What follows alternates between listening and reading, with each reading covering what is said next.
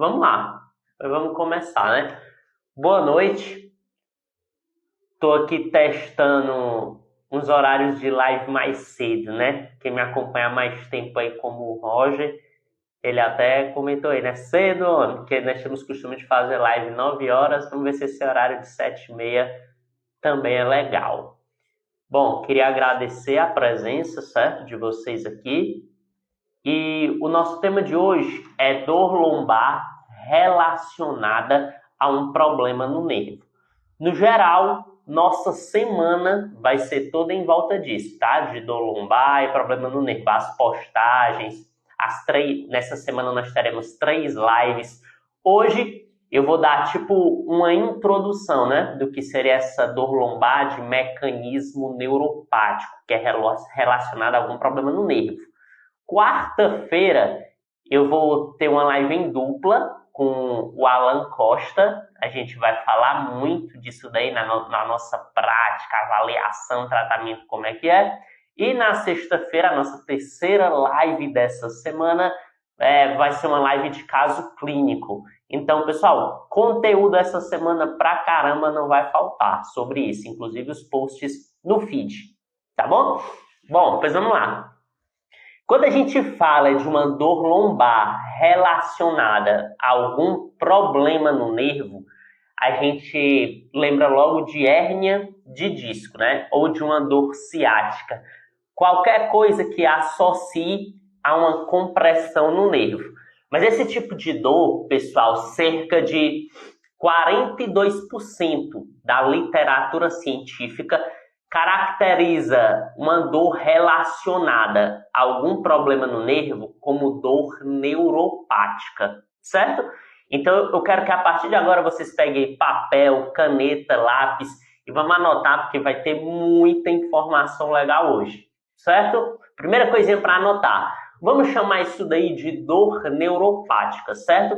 Que aí a gente engloba o que, pessoal? Hérnia de disco, porque o que gera a compressão do ciático é uma estenose ali foraminal, pode também comprimir o nervo, deixa eu ver mais o que, uma espondilolistese grave. Então, para você não chamar o problema ali do paciente que está com déficits sensoriais, que está com parestesia, dormência, formigamento, pode ter algum déficit motor, é uma dor de hérnia, porque podem ter diversos causadores. Então, vamos classificar como uma dor de mecanismo neuropático, tá bom? Porque quase a metade da literatura classifica desse jeito, certo? Agora, quando o problema é claro que é devido a alguma compressão de raiz nervosa, como a hérnia de disco, aí nós chamamos de radiculopatia, mas aí também precisa de um exame de imagem para confirmar que tem essa compressão, fora os testes clínicos, certo? Mas, no ambiente geral, vamos entender como uma dor neuropática, tá bom? É qualquer dor que é ocasionada por um problema no nervo. Se a gente for falar de uma forma simples, é uma lesão, um dano ou uma doença no sistema nervoso, tá bom? De uma forma global.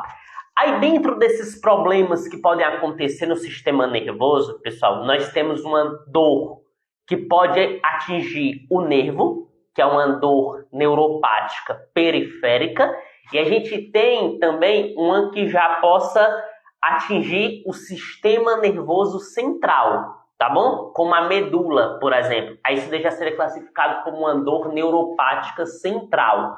Nós iremos focar aqui numa dor neuropática periférica, certo? Então eu já quero aqui que vocês aprendam a diferenciar o que é uma dor neuropática central de uma dor neuropática periférica, tá bom? Uma dor neuropática periférica, que o que está sendo atingido é um membro, tá bom? Um membro, uma parte da periferia do sistema nervoso. O sistema nervoso é dividido em central, medula e centros superiores e periférico, que são os nervos. Então, quando eu falar de uma dor neuropática periférica, é quando os nervos estiverem sendo atingidos, tá bom? Primeira característica para a gente diferenciar. Uma dor neuropática periférica, a dor vai seguir um trajeto dermatomal. Vocês lembram o que são dermátomos? Tem gente que não lembra, né? Douglas, que porra é essa? Dermátomos.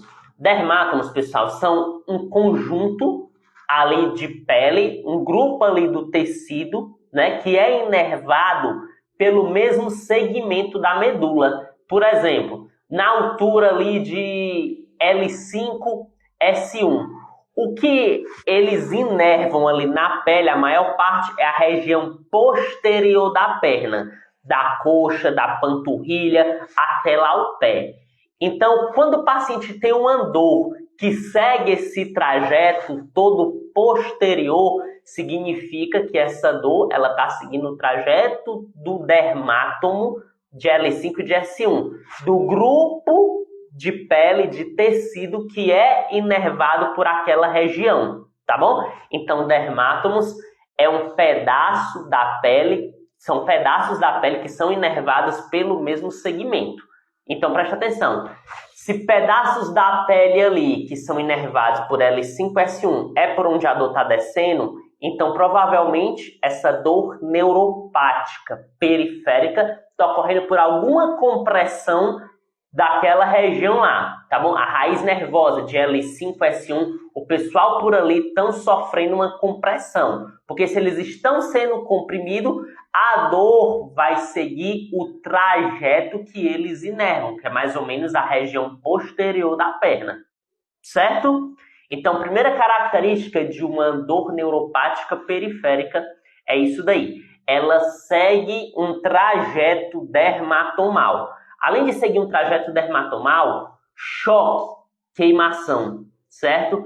Isso é um dos pontos principais quando tem algum problema no nervo. Choque, queimação. É como a dor ela é descrita, certo? Seguir um trajeto dermatomal, choque, queimação e, claro, os déficits sensoriais e as parestesias, certo? Dormência, formigamento, isso tudo é característica de uma dor neuropática periférica. Além disso daqui, pessoal, que é muito comum, a dor ela ser evocada, ela ser iniciada por estímulos, tá bom? Estímulos que joguem tensão, que joguem carga no nervo. Por exemplo, alongamentos de cadeia posterior. Se você for fazer, por exemplo, aquele teste lá, o SLR, o teste de elevação da perna estendida, o paciente aqui deitado, né, e você passivamente eleva a perna dele. Esse movimento aqui do LASEK, de elevação da perna estendida, tá jogando tensão no nervo ciático, tá bom? Então isso é uma característica também, ó. Isso daqui jogou carga, jogou tensão no nervo. E como o nervo ele tá com algum problema, com alguma compressão, por exemplo, nos casos de hérnia de disco ou de radiculopatia de uma forma geral, então ele vai reproduzir uma dor parecida com o que o paciente costuma sentir. Então anotem esses 4 pontos, tá bom? Qualquer movimento que jogue carga no nervo, tensão neural, como alongamentos, tá bom? Ali de cadeia posterior, isso costuma reproduzir a dor em quem está com algum problema no nervo ciático, certo? Dor seguir um trajeto dermatomal, ter parestesias, ter dormências e a dor ter essa característica de choque, queimação, certo? Uma dor, pessoal, neuropática, quando o problema não é no nervo, quando essa neuropatia já é central, presta atenção. A dor ela não é dependente de estímulos, certo? Olha só, a neuropatia periférica, ela precisa que jogue carga no nervo. Uma neuropatia central não precisa, tá bom? A dor, ela é assim, ela é independente de estímulos. Ela ocorre de uma forma assim meio que desproporcional, tá bom? Não precisa de estímulos para ela ocorrer. É a principal diferença.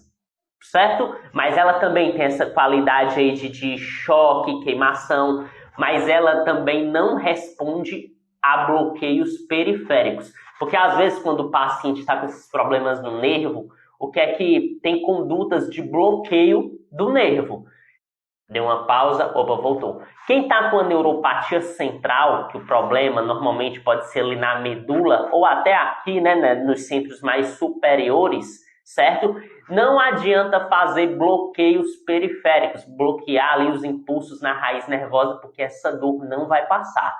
Isso não é tão comum em pacientes com dor lombar. O que é mais comum é o quê? São pacientes com neuropatias periféricas, problemas no nervo causados por compressões que podem ser espasmos musculares, por hérnia de disco, por espondilolistese grave, por estenose ali do canal vertebral, tá bom? Então a gente vai focar nisso.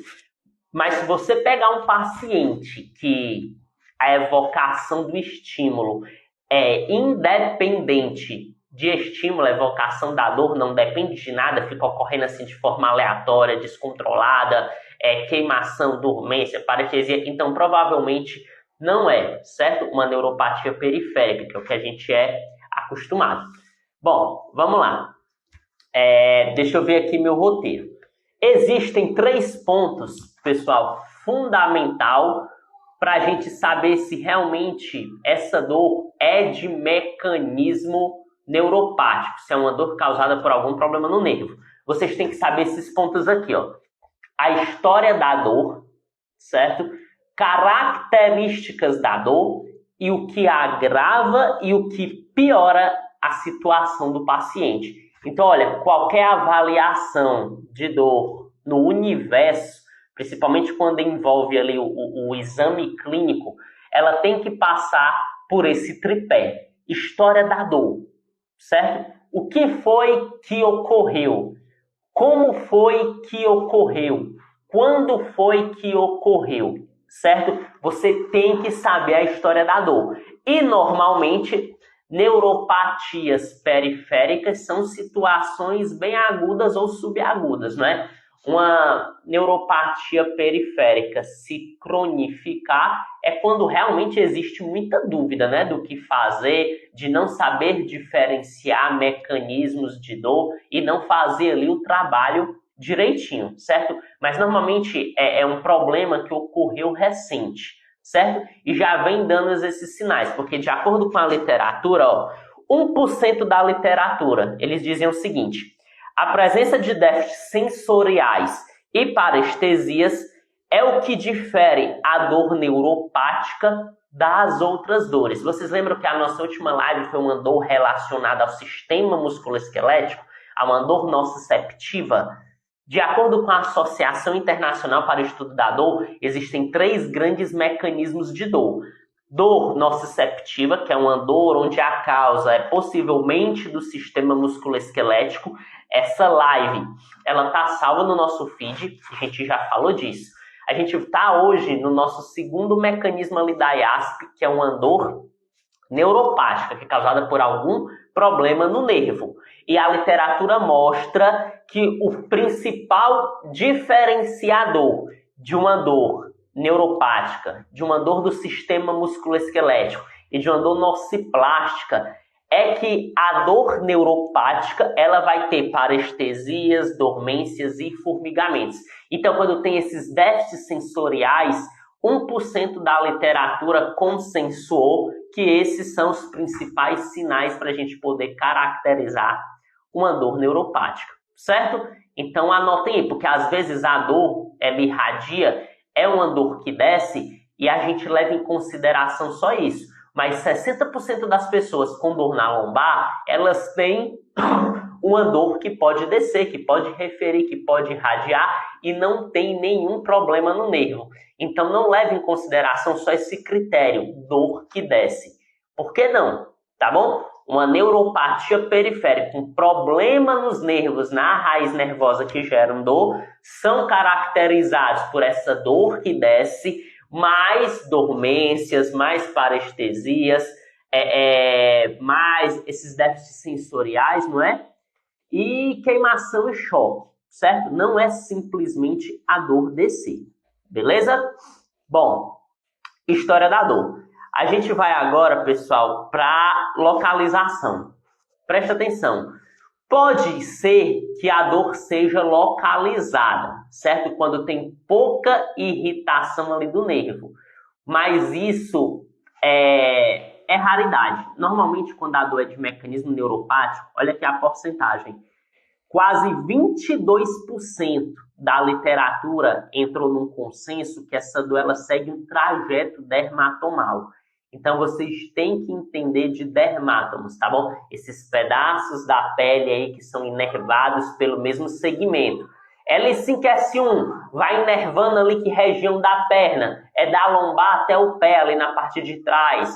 L3, L4 inerva que pedaços da pele ali na frente da coxa, na parte do adutor. Então, quando você sabe esse caminho, sabe esses trajetos do dermátomo, isso vai ajudar demais você saber se essa dor é causada por algum problema no nervo, certo? Questão de localização. Então, esse é o ponto-chave.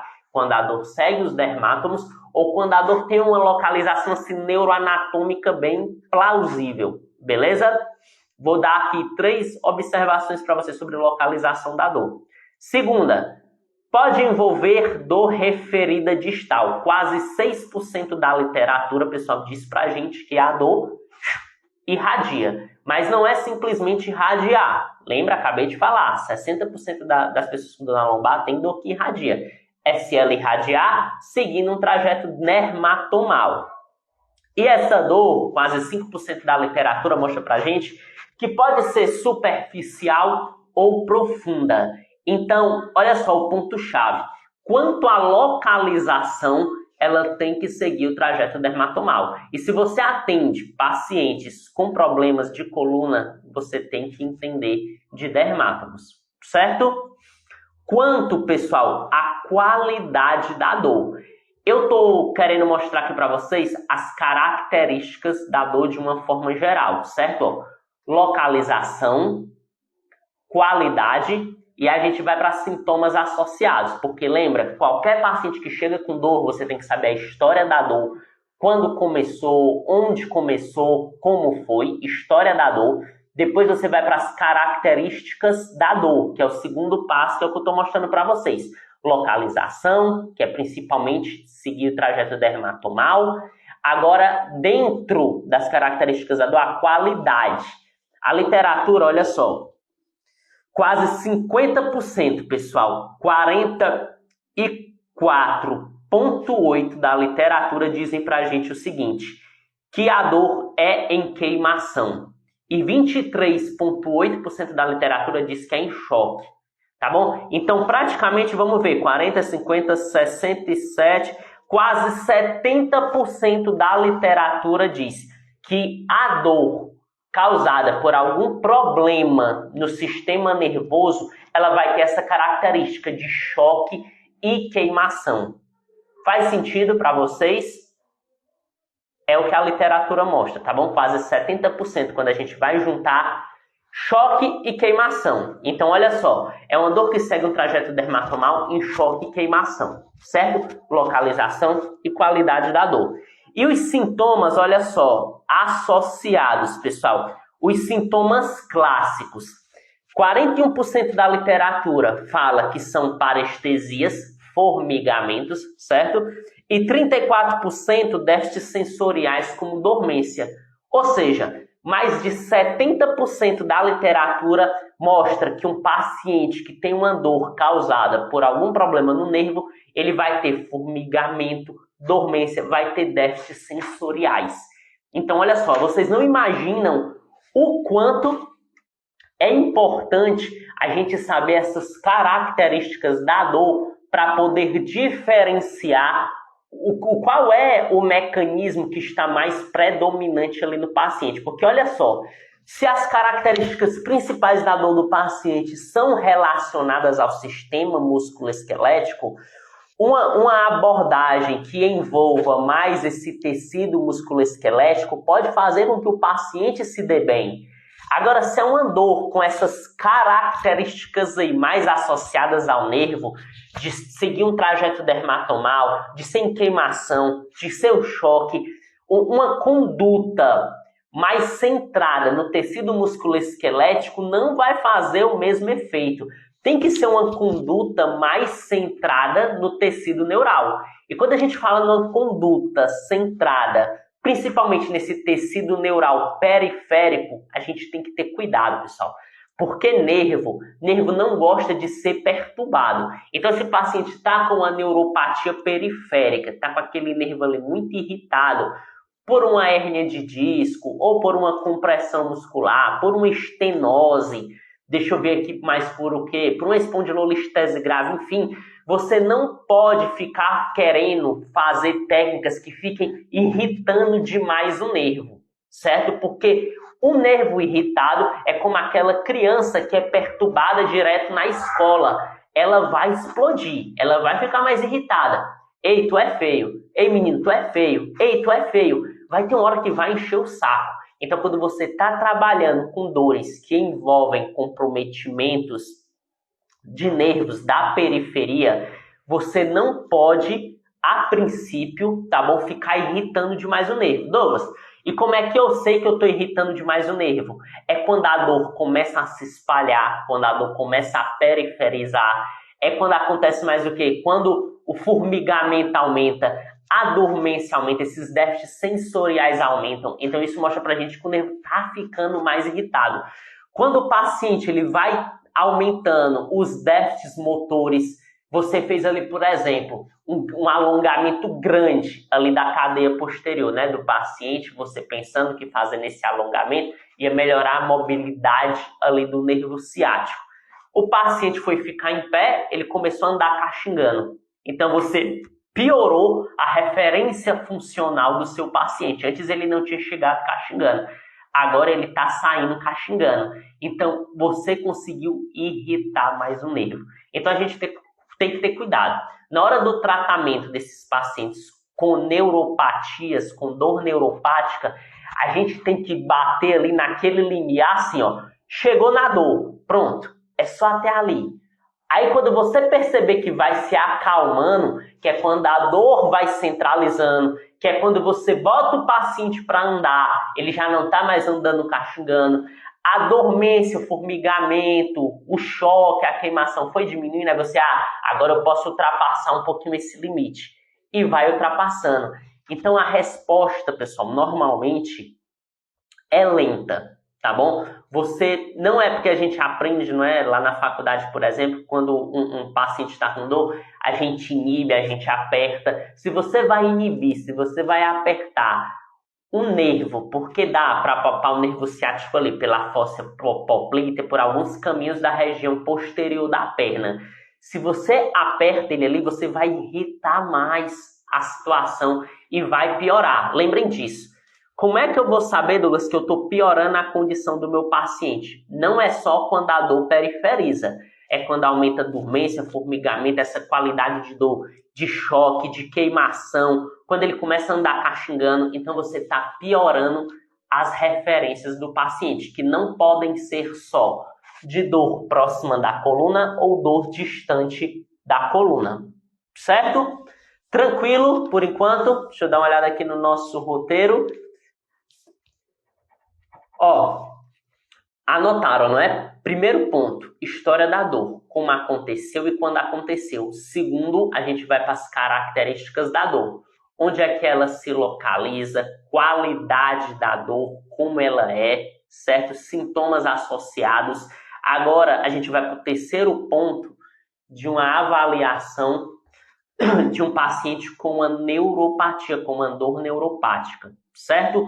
São os fatores agravantes, o que é que piora a dor e o que alivia a dor. Existem 3 características bem específicas, tá bom? Para você realmente ter a certeza, entre aspas, de que está lidando com um paciente que a dor dele é causada por um problema, um dano, uma lesão, alguma coisa no nervo. Olha só, quase 4% da literatura, 3,8%, mostram pra gente, pessoal, que aquele paciente que tem alguma das referências, que pode ser a dor, que pode ser o jeito de andar, que pode ser a sensação de choque de queimação, piorado por movimentos ou atividades que joguem tensão ou carga no nervo, isso é uma característica, isso mostra pra gente que existe uma possibilidade da dor dele está sendo causada exatamente por um problema no nervo.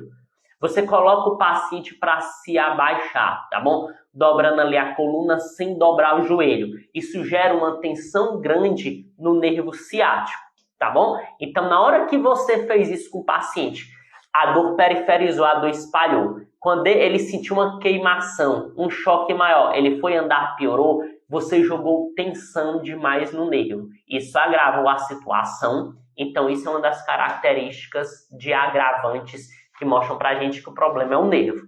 Beleza? Estão copiando? Estão anotando isso daí? As duas outras características, pessoal, na literatura, a gente já vê um consenso muito baixo. Por exemplo, 1% da literatura mostra pra gente o seguinte, que o tempo frio e úmido agrava, certo? A dor de quem está com algum comprometimento dos nervos, tá bom? Então, como é que fica claro pra gente? Olha, se o frio e o ar úmido, isso daí piorou a dor do paciente, certo? Então, isso daí também é outro sinal, só que existe só um consenso de 1% da literatura, tá bom? Que isso representa que o nervo está com danos, certo? Com dano, com problema, com alguma lesão. E 1% também mostra pra gente se responde, se alivia a bloqueio, tá bom? Quando fazem um bloqueio do nervo, se a dor passa, certo? Então isso também 1% da literatura mostra pra gente que é um fator de alívio, certo? Então isso representa uma causa também de que o problema pode ser por causa do nervo. Então anotaram aí? Essas três características que agravam e que aliviam uma dor neuropática, eles confirmam para a gente que o problema pode ser o nervo. Se você faz alguma atividade ou algum movimento que espalhe a dor do paciente, que periferiza, que piora o jeito de andar, que aumente a queimação e o choque, certo? Por exemplo, quando chega um paciente ali que a gente está com suspeita de radiculopatia, de hérnia de disco, os dois testes que a gente mais faz, quais são? O SLR, que é o teste de elevação da perna estendida, que a gente está tentando jogar carga no nervo ciático. Então, olha só, isso não confirma para a gente? Então, isso é um teste provocativo, é um teste que agrava a dor. O outro teste é o slump test, aquele teste que a gente deixa o paciente sentado, todo dobradinho, fazendo a extensão do joelho, não é? Quando ele faz isso e a dor espalha, a dor piora, é um teste também provocativo que a gente está fazendo com o intuito de agravar a dor dele, tá bom? Então são dois testes bem legais para a gente fazer, para a gente poder tirar a dúvida se o problema do paciente é uma dor de mecanismo neuropático, se é uma dor causada por algum problema no nervo. Tudo tranquilo até agora? Larissa Maciel, opa! Vou sim, viu? Só estou esperando o convite, novamente lá da nossa coordenadora. Estou aqui à disposição. Bom, pessoal, então ficou claro para vocês que a gente vai entrar no exame clínico em si, certo? Eu quis deixar claro para vocês todas essas características de como a dor, qual é a história da dor, como ela começa, quando começou, história. Depois da história, características, onde é essa dor, qual é o caminho que ela segue e a qualidade, queimação, pontada. E agora, fatores agravantes e atenuantes. Pessoal, quando você tiver em dúvida do que é que está causando a dor do paciente, pauta muito o teu raciocínio nisso, tá bom? Deixa eu ver o que é que piora a dor dele. Movimento piorador dele. E olha só, mas não foi um movimento onde eu joguei tensão ou carga no nervo. Poxa, então essa dor, ela parece ser mais de característica musculoesquelética. Além disso, ela é muito proporcional a isso. Eu movimentei pouco, doeu pouco. Eu movimentei muito, doeu muito. Opa, agora eu piorei a dor do paciente quando eu joguei tensão excessiva no nervo. Então, olha só, essa dor tá com características neuropáticas. Se mexeu no nervo e piorou ou reproduziu o sofrimento, então pensem nisso. Isso é o pulo do gato, certo? o que piora e o que melhora. Você vai ter a referência ali do paciente. O paciente chegou com endocete, o paciente chegou cachingando pouco, certo? O paciente chegou que estava queimando e ardendo pouco. Esse é o seu dado de base, é a sua referência, certo? Agora movimenta ele e reavalia, movimentou todo ele. Agora, paciente, como é que você tá? Tá andando pior? Tá andando melhor ou tá a mesma coisa? E isso vai te dizer, certo? Então você tem que pegar essas referências. Um abraço aí pro pessoal de Russas, que eu tenho muito carinho, já fui dar muita aula lá em pós. Charles aí foi um dos meus alunos, Charles Rangel, então um abraço, Charles. Vamos entrar no exame clínico? Então, a parte do exame mais subjetivo da dor, a avaliação psicológica, exame físico, vamos dar uma aprofundada mais. E que eu falei até agora foi um panorama assim mais superficial. Tá tudo tranquilo até agora, pessoal? Falem aí alguma coisa para a gente poder evoluir mais.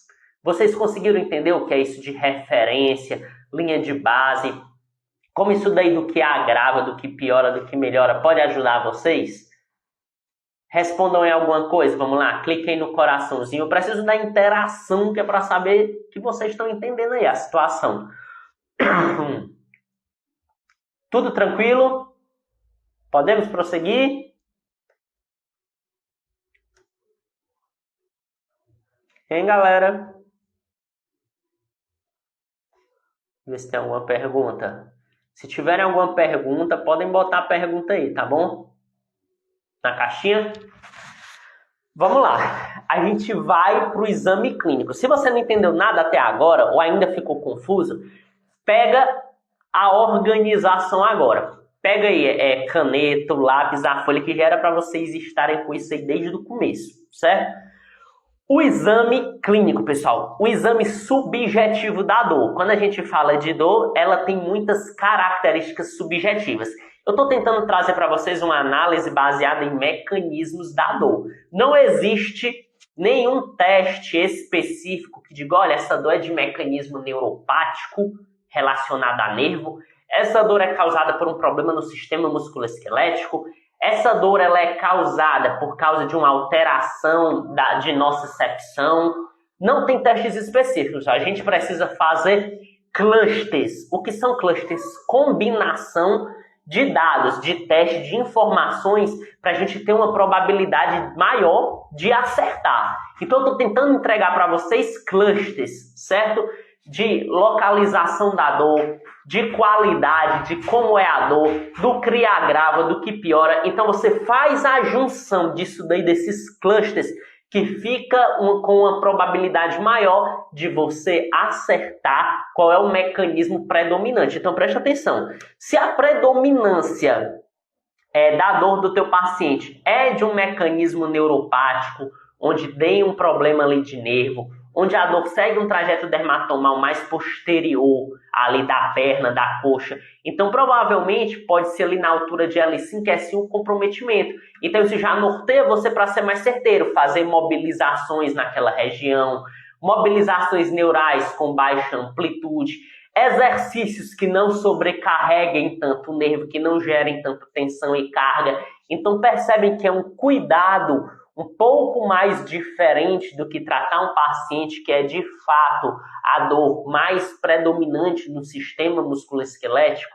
Então, quando você vai juntando, fazendo esses clusters, fica tudo mais claro para você. Beleza? Então, ó, anota. Lá no exame da dor, o que é que você tem que saber ali da dor do teu paciente? Anota, pessoal. Exame clínico. Ponto 1. Exame subjetivo da dor. É uma dor que segue um trajeto dermatomal, quase 50% da literatura conclui isso, tá bom? E 70% da literatura mostra que é em queimação e pontada. Então, a subjetividade da dor, o que vai dizer pra gente, porra, a probabilidade de ser um problema na periferia, nos nervos periféricos é enorme. Segue um trajeto dermatomal, é em queimação, certo? E choque. Queimação, choque, segue um trajeto dermatomal. Anota, pessoal, exame clínico. Como é uma dor de mecanismo neuropático, uma dor que é causada por um problema no nervo. Eu posso repetir isso aqui a noite toda, eu quero que você anote para você ter o seu cluster, o seu combo, certo? Seguindo o trajeto dermatomal, choque e queimação. Segundo ponto do nosso roteiro, pessoal, uma avaliação psicológica. Normalmente é mínima ou ausente, porque lembra o que eu falei? Uma dor de mecanismo neuropático costuma ser aguda e subaguda.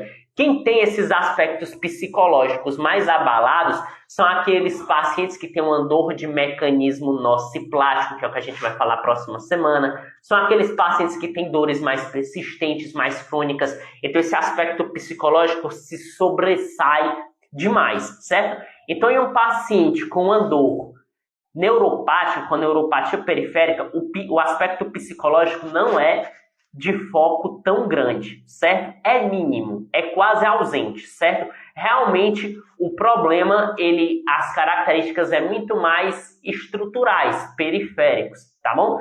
Então, se concentre nisso, certo? Até agora nas características da dor. Essa parte psicológica, no geral, é tranquila, certo? Exame físico. Como aqui é uma página de coluna, né, principalmente de lombar, então a gente vai focar no exame físico da lombar. Lembra que eu falei, pessoal? O exame físico é o ponto-chave para mostrar para vocês se realmente o problema é do nervo. Porque você vai utilizar testes provocativos, você vai provocar o nervo. Preste atenção, se você provoca o nervo e não acontece nada com a dor, pessoal, então a probabilidade, se você joga tensão, estica o nervo lá do paciente, se você joga carga de compressão e não piora a dor do paciente, a dor não periferiza, não se espalha, a queimação não aumenta, o choque não aumenta, ele não anda pior, então a probabilidade, tá bom, de ser uma dor causada por um problema no nervo é mínima, tá bom? Quando você faz o SLR, exame físico SLR, o teste de elevação da perna reta estendida, você que vai elevar a perna do teu paciente entre 30 e 70 graus. Se a dor piora, tá bom, do paciente ao adormência ou formigamento, a gente não pode pegar como referência só a dor, certo? Quando você coloca ele em pé depois desse teste, ele caxinga mais, ele fica mais dormente, você agravou a situação jogando tensão no nervo. Então pronto, isso é mais um ponto para a dor realmente estar sendo causada por ele. Lembrem disso. Uma dor vai ser neuropática se quando você jogar tensão no nervo, piorar a situação ou aliviar demais. Se gerar uma repercussão muito negativa ou muito positiva, então o problema é lá. E o slump test, paciente sentado, lembra todo curvadinho, faz a extensão de joelho. Então o exame físico, pessoal, principal de uma neuropatia periférica, de um problema no nervo ciático, tem que ter o SLR e o slump test. Não sabe o que é? Pois anota. SLR e slump test, para você pesquisar aí e estudar, certo? Esse foi nosso terceiro ponto. Posso ir para o quarto ponto, o exame de imagem? Posso ir, pessoal? Tá tranquilo até agora? A gente está dentro do nosso exame clínico. Eu já falei características da dor para você saber, aspectos sobre a avaliação psicológica que são mínimos e ausentes, o exame físico, testes provocativos, SLR e SLAMP, e agora a gente vai para o exame de imagem, o quarto passo que é para a gente ir fechando o nosso diagnóstico de uma neuropatia periférica, certo? O exame de imagem, pessoal, ele tem que mostrar ali para a gente de uma forma geral evidências de lesão, dano ou algum problema no nervo, certo? O exame de imagem ou o exame laboratorial, por exemplo, porque às vezes o paciente sente todos esses déficits sensoriais e motores, mas é porque ele está com a neuropatia diabética. Então, o exame laboratorial, certo? Ele pode dar esse norte. Então, exames complementares, eles podem ajudar sim, tá bom? A gente a fechar esse diagnóstico aí de uma neuropatia periférica. Se o paciente ele tá com dormência, formigamento, parestesias, né, de uma forma geral, déficit motor, certo? Ele não está conseguindo andar direito, ele não consegue ficar de ponta de pé, levar a ponta do pé, e você vê lá no exame de imagem uma hérnia de disco, por exemplo, uma hérnia extrusa, uma hérnia sequestrada, então isso bate com os sintomas dele. Então a probabilidade dessa neuropatia estar sendo causada pela hérnia é enorme, tá bom? Mas uma dica de ouro que eu dou para vocês, não olhem só o exame de imagem, porque ele dá muito erro. Ele tem que estar associado, andando de conjuntinho com os sintomas do paciente. Presta atenção. Não tem teste isolado nenhum na literatura que seja suficiente para a gente poder classificar uma dor neuropática, certo? Uma dor de problema no nervo. Você tem que fazer o cluster, certo? Vamos lá para o nosso próximo, que pode ser, né, com ressonância, com tomografia, beleza? Mas vamos lá.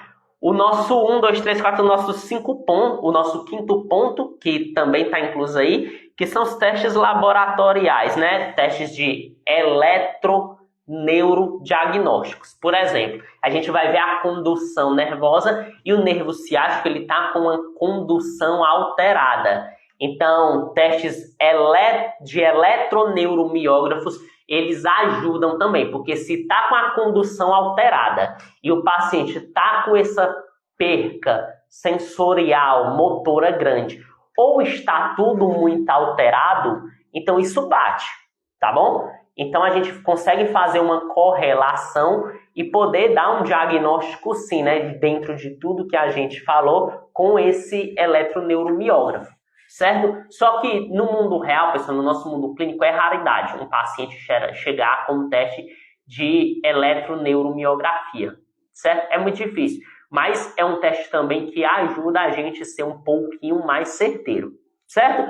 E o nosso último ponto, para quem gosta, são os questionários, não é? O DN4 e o LANS. Anota, DN4 e o LANS, LANSS, LANS. São os principais questionários que ajudam a diagnosticar uma dor neuropática, certo? Quando o paciente tem a pontuação ruim lá no LANS e no DN4, então isso mostra pra gente que realmente é por causa de algum problema no nervo, certo? Como é que a gente está aí, pessoal, até agora? Tudo tranquilo? Alguma dúvida?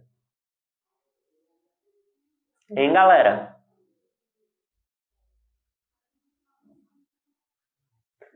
Falem comigo, bebês. Tranquilo até agora? Vocês sabiam de toda essa profundidade? A gente tem que ir combinando, pessoal. Tudo tá livre, podem fazer perguntas. A gente não pode tentar dar o diagnóstico da dor do paciente só porque a dor desce para a perna. Isso não é característica exclusiva do nervo. Olha só, um consenso mínimo da literatura, 1%, diz que o que faz a gente ter uma certeza maior de que a dor é neuropática é se tiver presença de déficits sensoriais, tá bom? E parestesias. Não adianta a dor descer para a perna. Ela tem que descer com parestesia, com dormência, né? Formigamento. Tem que seguir um trajeto dermatomal, tá bom? E além... Pronto. Vamos fazer o seguinte, se fosse para eu resumir, pessoal, essa live aqui para vocês, nos 3 principais pontos, certo? Os 3 principais pontos para vocês saberem que a dor do paciente, realmente o vilão ali é o nervo. Quando você tratar o nervo, você vai melhorar a dor lombar dele, a dor na perna dele, certo? Olha só, é a dor seguir o trajeto dermatomal, anota, pronto, é esse meu atalho na prática clínica. Quando a dor segue um trajeto dermatomal, quando a dor é em queimação, é em choque, tá bom? E além disso, pessoal, quando eu jogo carga e tensão no nervo, se a dor eu pioro demais ou eu alivio demais. Se ocorre alguma alteração negativa ou positiva, então pronto. A partir daí eu consigo fechar o meu diagnóstico de que o paciente está com uma neuropatia periférica, com algum problema no nervo ciático. Anotaram? Esse, pessoal, às vezes é o pessoal da curso aí de semanas. E esse é o miolo, tá bom? Isso é o ponto principal, é o centro para você saber se realmente, certo, o problema é no nervo. Seguir trajeto dermatomal, choque, queimação e se você usar estratégias de tensão no nervo, carga no nervo, se aliviar ou se piorar a dor. SLR, teste de elevação da perna estendida, mobilização neural, mobilização articular ali nele, se isso aliviar ou piorar, então pronto. Características de dor neuropática. Basicamente, era isso que eu tinha para dizer hoje para vocês, tá bom? Aproveitem para fazer mais perguntas e olha só, quarta-feira vou ter uma live em dupla, eu e o Alan Costa, a gente vai detalhar mais ainda, vamos ter também a visão dele aqui com a gente, vai ser um papo bem bacana. Para quem não entendeu direito, ainda ficou boiando, chegou atrasado, essa live em dupla, a gente vai colocar isso tudo que a gente colocou hoje, mais um monte de coisa. Minha experiência prática e a do Alan vai ser incrível. Eu espero vocês quarta-feira nessa nossa segunda live. Durante um mês vamos ter live aqui 3 vezes por semana, que é para gente não ficar na mão, na dúvida quando chegar um paciente. Porque eu reparei isso daí demais nos meus alunos, sabe? Douglas, e aí?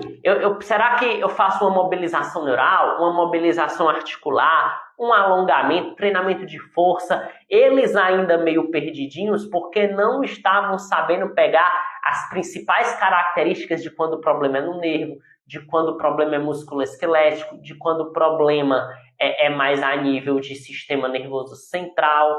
Então, a minha intenção com essas lives é ir deixando essas características mais claras para vocês, para ficar mais fácil. Tudo bem? Bom, sobre os questionários. Esses questionários, Andréa, o DN4 e o LANS, eles servem exatamente para isso, para ajudar a gente no diagnóstico, certo, pessoal? De uma dor de mecanismo neuropático, de uma dor que é causada por algum problema no nervo, certo? Mas eu não vou mentir. Na minha prática clínica, eu não uso esses questionários. Segue esse roteirinho que eu falei para vocês. História da dor. Como começou, o que começou, certo? Características da dor, não esqueçam. Dor neuropática, normalmente segue trajeto dermatomal, é em queimação e choque.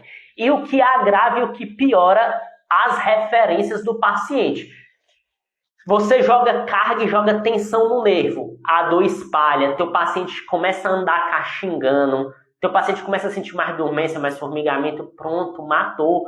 Agora o teu paciente chega com dormência, formigamento, caxingando. Você joga tensão ou carga no nervo e alivia tudo, isso também mostra que é uma dor neuropática. Beleza, galera? Então são essas dicas básicas que eu quero dar para vocês, que isso salvam, isso faz vocês se tornarem snipers, físios mais certeiros, tá bom? Isso aumenta a probabilidade de acerto. Então eu espero que vocês tenham anotado tudo. E quem ficou comigo até agora, eu aguardo vocês na nossa próxima live quarta-feira com o Dr. Alan. Espero que tenham gostado. Se puderem bater um print, postar no History lá Educação em Coluna, porque essa live vai ficar salva para mais pessoas poderem assistir. Tudo bem? Vamos lá, bate um print e ajuda o professor a divulgar esse trabalho. Até quarta-feira, tá bom, pessoal?